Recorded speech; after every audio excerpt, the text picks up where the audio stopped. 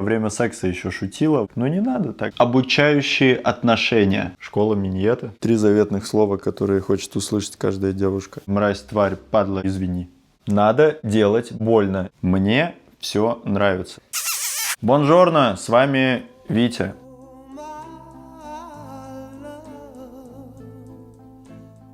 Что сегодня будет за видик? Сегодня мы будем разбираться с заданными вами вопросами. Это не новый формат, я не претендую на свежесть альпийских гор этого формата. Я сам участвовал в записи подобного видео с Димой, ссылка на видос будет здесь. Это не прямая инструкция к действию, ребят. Это только мое мнение, это то, как я бы поступил в подобной ситуации, учитывая мою личность и мой бэкграунд. Окей? Окей. Как Гондон сказал последнюю фразу, вот эту «Окей, окей». Ладушки, ладушки. Почему мне интересна эта тема? Я всегда хотел иметь товарища, который был бы, лет на 10 меня старше, которому я бы респектовал, и с кем можно было бы посоветоваться. Вдруг кому-то из тех, кто задал вопрос, мой ответ как-то поможет. Механика всего этого дела. Я спросил в сторис, какие у вас сейчас есть животрепещущие вопросы, такие категориальные. Что вам в этой жизни непонятно? Приступим. Первое, что открыл, тут такой нихуевенький вопросик, ребята. Что важно в человеке, чтобы завести с ним серьезные отношения? Начнем с того, что желание другого человека тоже завести с вами серьезные отношения. Если вы намерены охомутать кого-то и принудить вступить с вами в серьезные отношения, то, у вас как бы краткосрочно это дело может и выгореть, но на дистанции такое себе будет. И этот вопрос, он опять же персональный, но что для меня важно, отсутствие истеричности. В целом мой круг общения это люди более спокойные, то есть более плавные, у которых не случается эмоциональных припадков, после которых они такие «извини». Как говорил Джейсон Стэтхэм, бросив камень в воду, гладь успокоится, но камень навсегда останется в этой воде. В общем, я не знаю, мне не вкатывает просто такая история, наорать друг на друга, выговориться, да, что такие люди говорят в оправдание, и потом вот спокойно дальше зажить. Хуй его знает, у меня память хорошая, я впечатлительный, мне такая история не нравится.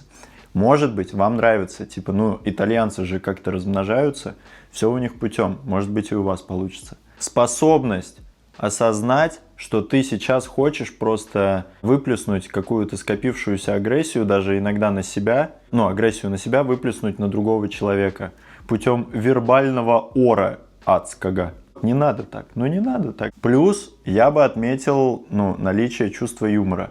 Но это опять же для меня важно. Я люблю поугарать.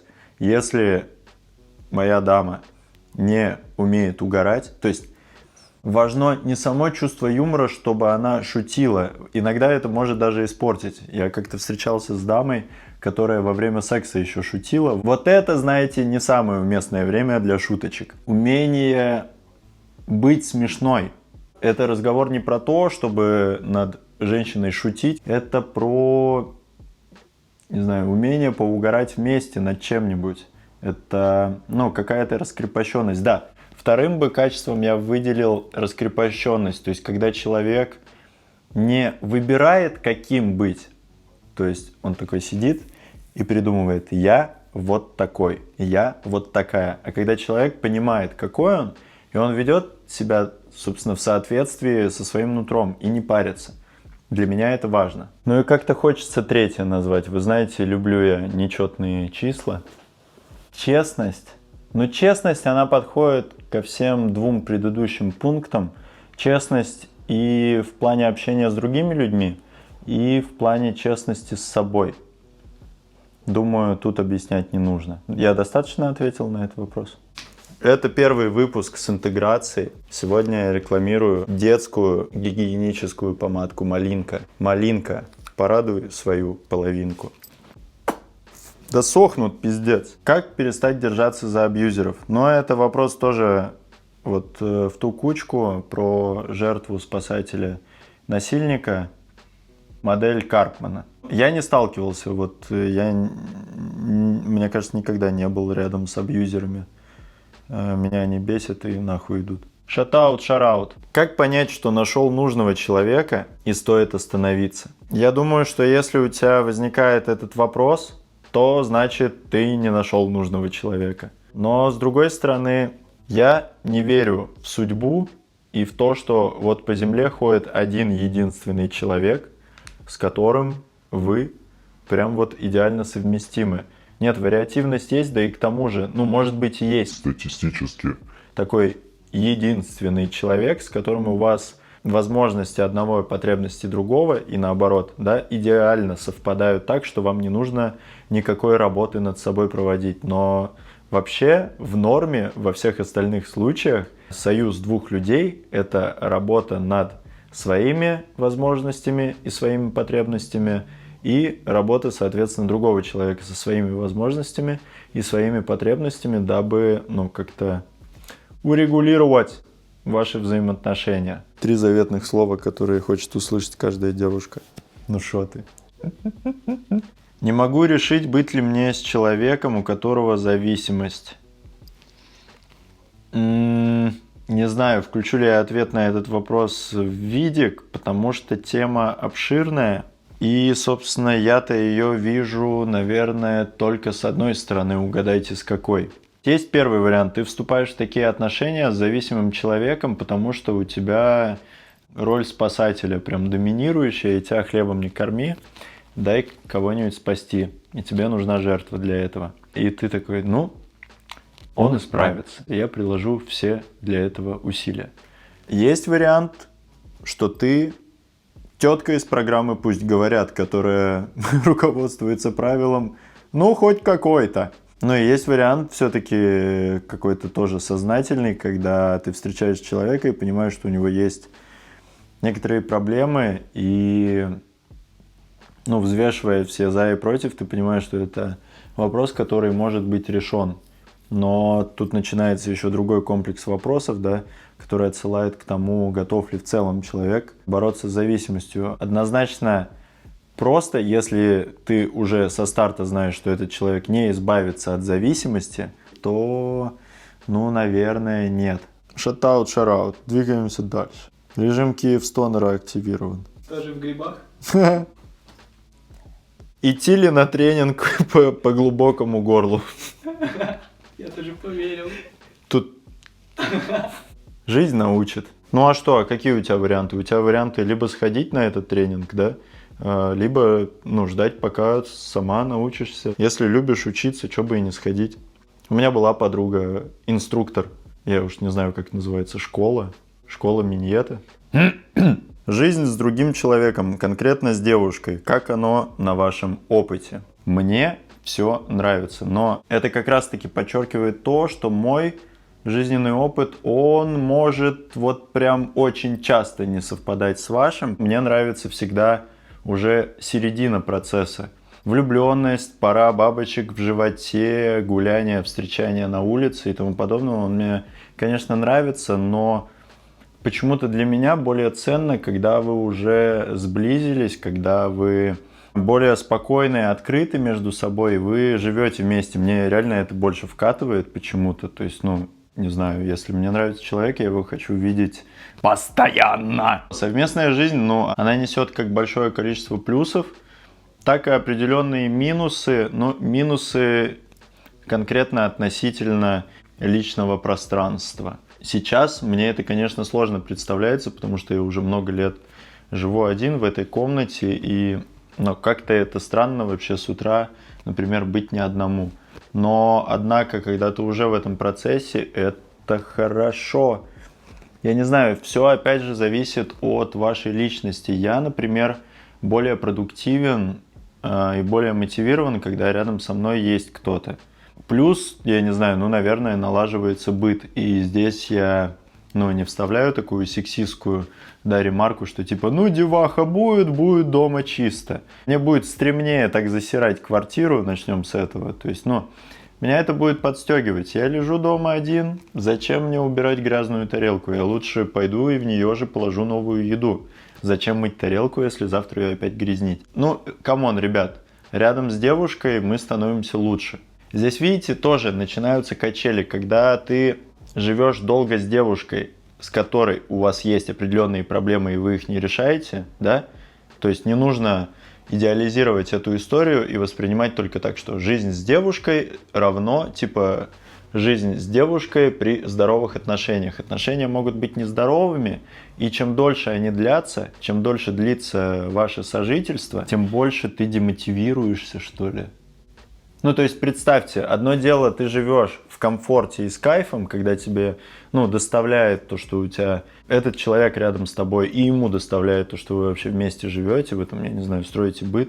Но это ж так круто, я не знаю, замутить что-нибудь дома такие. А давай стену перекрасим, а давай. И вы вместе перекрашиваете, сретесь в это время, конечно, там, я не знаю, кто-нибудь что-нибудь заляпал, или все это долго, вы устали, но потом вы смотрите и такие... гнездышко украсили, а потом вы едете в Икею, выбираете какую-нибудь тумбочку красивого зеленого цвета. Ну, это просто сказка. Блин, я сказал как дед, мне кажется, опять, да? Типа, сейчас зумеры такие, нахер, я только от родителей съехал, нахер мне девах, не буду с ней жить, хочу тёлок водить. Если вы находитесь в отношениях, в которых есть определенные проблемы, и вы их не решаете, то изо дня в день ваше состояние будет ухудшаться, и, скажем, к моменту, когда вы все-таки расстанетесь и разъедетесь, ты почувствуешь себя намного лучше. То есть, ну, это как сбросить тяжесть с плеч. Тогда у тебя, наоборот, начнется вот эта замотивированность, активность по жизни и тому подобное. Собственно, какой вывод можно сделать? Если в отношениях вы все-таки движетесь по пути сознательности и при возникновении каких-то проблем вы их намерены решать, а не игнорировать и как-то избегать, то жизнь вместе, ну, это же ништяк. Но если не решать ничего, копить эти проблемы и в целом, я не знаю, врать себе, то изо дня в день это будет становиться хуже. Но будьте готовы к некоторому сужению личных границ, потому что ты, ну, не сможешь побыть один. Это нормально хотеть побыть одному, или хотеть поработать, или кто-то просто комфортнее работает в одиночестве. Типа, нужно держать баланс, то есть пыжиться из-за того, что ну как же, мы же съехались, мы должны все время быть вместе, а вот почему же мне хочется побыть одному, это норм, это вообще норм. Я что-то еще на эту тему просто хотел наговорить и не помню. Сейчас затянусь пару раз. Еще какие загоны попервой случаются, когда вы начинаете жить вместе. Девушки часто парятся, ну как же ты меня с утра увидишь не накрашенную, что же это такое? Так и чего? Ну, не знаю, парни, есть кто-нибудь среди вас, кому ваша девушка нравится исключительно накрашенной? У меня для вас плохие новости. Она вам на самом-то деле и не нравится. Ну правда, ну камон, ну типа если тебе не нравится твоя девушка не накрашенная, это что вообще за дела? А? Типа, ну это что за говно? Типа с утра просыпаешься, ух ты, ёпты. Ну-ка красься, иди. Хотя у меня была одна дама, которая каждое утро просыпалась чуть раньше меня и шла, наводила небольшой марафет. Ну, у девушек же есть вот этот макияж, который они выдают за отсутствие макияжа. Вернее, тот макияж, который мы не палим, когда типа мы такие, ой, а ты что не накрашенная? Она такая, да я так просто. А она на самом деле просто знает, как там все это сделать, чтобы мы не запалили. Вот, и она наносила такую тему и такая, оп. Хитро? Ну, надеюсь, эту тему я раскрыл. Идем дальше. Ебучая уборочная техника. На самом деле нет, не ебучая, я им очень благодарен. Мы ждем, пока уедет уборочная машина. Да, еще на днях я сидел, общался с одной своей подругой, и она накинула такую тему, что есть обучающие отношения. Первые серьезные ваши отношения, в которые вы вступаете, не имея своего личного опыта и обладая исключительно набором каких-нибудь поведенческих ролей, которые вы подсмотрели там у папы с мамой или у каких-нибудь, я не знаю, друзей, взяли из сериалов, из фильмов, из ТикТока, откуда-то приобрели и сейчас их отыгрываете. Вы впервые вообще пробуете, нащупываете себя настоящего в этих отношениях, какой вы, натыкаетесь на грабли, натыкаетесь на первые ваши конфликты, ссоры. И это очень важно, то, как вы из них выйдете. В момент первой ссоры и решения ее тем или иным образом происходит некоторый импринтинг, впечатывание в голову этой модели поведения, и потом от нее сложно избавиться. Поэтому первые отношения нужно, на мой взгляд, вести все-таки максимально осознанно, а не думая о том, что у моих знакомых было вот так, наверное, вот так и нужно поступать. Пытайтесь нащупать себя в первую очередь и проговаривайте все возникающие вопросы. Разговаривать – это заебись. Устал жить в длительных отношениях, хочу быть один, что делать? Не хочу делать больно. Надо делать больно, чел.